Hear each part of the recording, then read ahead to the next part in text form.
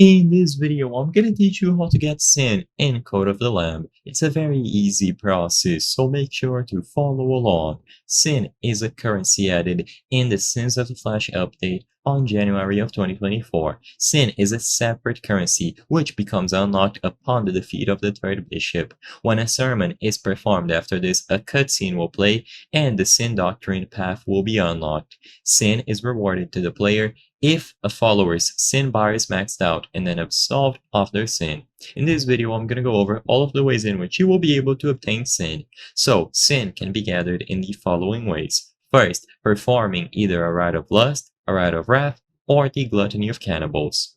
Next, having a follower confess once an in-game day for sin after unlock the Doctrinal Extremist.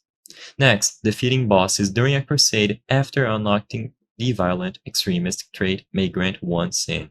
Obtaining the Temptation's Fate tarot card during a crusade, granting each enemy a 10% chance to drop one sin.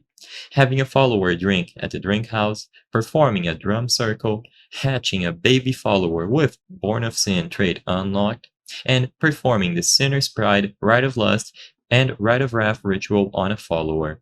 Once the follower or player has completed one of the actions that I mentioned, you will be able to gain sin. If a follower indulges in these sinful actions that fill up a bar above their head, they will be overtaken by sin and will need to be absolved.